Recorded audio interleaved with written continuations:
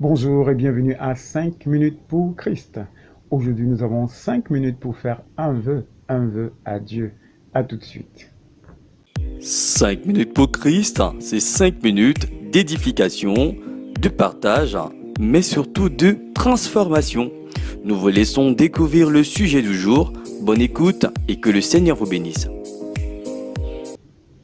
Voilà, le Dieu que nous servons est un Dieu de promesses et il est fidèle dans ses promesses. Quand tu nous fais une promesse, il ne tarde pas à l'exécuter. En retour, il nous encourage à mener cette vie de fidélité également parce qu'il sait que beaucoup d'entre nous, nous échouons à cet examen.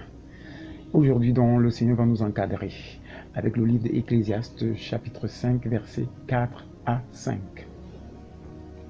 Lorsque tu as fait un vœu à Dieu, ne tarde pas à l'accomplir, car il n'aime pas les insensés. Accomplis le vœu que tu as fait. Mieux vaut pour toi ne point faire de vœu que d'en faire un et de ne pas l'accomplir. Amen.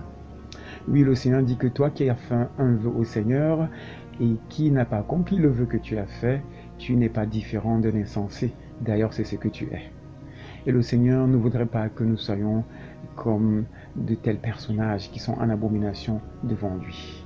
On ne manipule pas Dieu, on ne roule pas Dieu, on ne fait pas Dieu, comme on le dit communément au Cameroun. Celui qui fait Dieu lui-même va récolter le fruit de sa manière. Aujourd'hui, donc, le Seigneur, conscient de ce que nous avons fait, des bêtises, des erreurs, et que beaucoup des promesses que nous avons faites à Dieu sont dans les tiroirs, et nous n'avons jamais tenu ces promesses. D'abord, répentons-nous sincèrement, et revenons dans les meilleurs sentiments, parce que Jésus est mort sur la croix afin que nous soyons réconciliés avec le Seigneur. Aujourd'hui, le Seigneur te dit que dans cette activité chrétienne dans laquelle tu te lances et de relation intime avec lui, il faut être très sensible à sa voix et prudent dans tout ce que nous prenons comme engagement vis-à-vis de lui. Et beaucoup d'entre nous, sous le coup de l'émotion, lorsque nous avons une situation qui nous dérange, nous empressons de faire des vœux au Seigneur. Oui, Seigneur, si tu m'accordes la promotion, avec le travail que tu vas me donner, je vais te servir. Si tu me donnes les enfants, je vais te servir. Si tu me donnes le mariage, je vais te servir. Si tu me donnes le visa, je vais te servir. Si tu permets à ce que le projet que je t'ai présenté aboutisse, je vais te servir. Mais lorsque le Seigneur nous bénit, nous devenons indifférents et nous faisons comme bon nous semble. Nous sommes dans l'erreur. Le Seigneur voudrait donc que nous changions de comportement et que si nous étions dans cet élan-là, dans cette marche d'infidélité, que nous nous réajustons, que nous fassions comme Anne qui n'accouchait pas, mais lorsqu'elle allait se présenter devant le Seigneur, elle a dit, Seigneur, si tu me bénis avec un enfant, je vais te le donner. Elle s'est exécutée lorsque le Seigneur l'a bénie. En retour, la Bible dit qu'elle a eu 5 enfants, 3 garçons et 2 filles. Alors, je te supplie, lorsque tu te trouves devant une situation, vaudrait mieux pour toi, au lieu de faire un vœu, de ne pas en faire, mais de présenter à Dieu dans une prière sincère ce que tu attends de lui. Mais souviens-toi aussi que lorsqu'il te bénira, sache que cela vient de lui. Et en retour maintenant, demande au Seigneur de t'inspirer plutôt ce que tu dois présenter comme offrande d'action de grâce. Alors le Seigneur va se délecter et se réjouira de toi parce que tu auras compris. Alors ne culpabilise pas, ne te dis pas que c'est en faisant à tout prix un vœu à Dieu que tu lui as lui prouver ton amour, non. Dieu sonde les cœurs et les reins. Et la Bible dit qu'il ne dédaigne pas un cœur contrit et meurtri.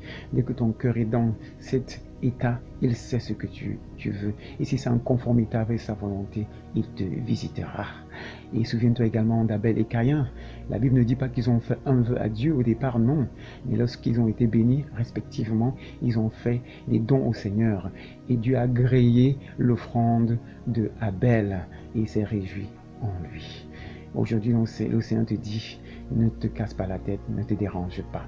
Présente tout simplement ton cœur. Ne te mets pas dans un circuit qui va te conduire dans des erreurs parce que tu veux à tout prix faire des choses pour plaire au Seigneur ou bien parce que tu as vu tel prophète, tel serviteur faire et en retour il a eu son témoignage. Non, nous sommes différents, nous avons des habitudes différentes, des caractères différents, mais c'est Dieu qui sonde nos cœurs et qui nous donne la sagesse en toutes choses. Confie-toi plutôt à sa sagesse à lui, alors lui-même saura comment te diriger dans cette relation de promesse avec lui. Donc nous allons donc prier. Seigneur Dieu, je t'invite dans mon cœur. Je te supplie Seigneur de me pardonner. pour toutes les fois que j'ai fait des promesses que je n'ai pas tenues. Et je crois que par le sacrifice de Jésus-Christ de Nazareth éternel, je suis pardonné.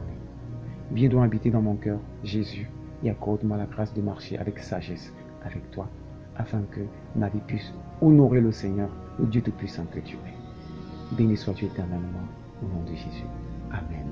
Si tu as fait cette prière, crois que tu es réconcilié avec le Seigneur, et cette fois-ci, demande-lui la sagesse en toutes choses, et il saura te conduire, parce qu'il est un Dieu fidèle, fidèle à ses promesses. Sois béni.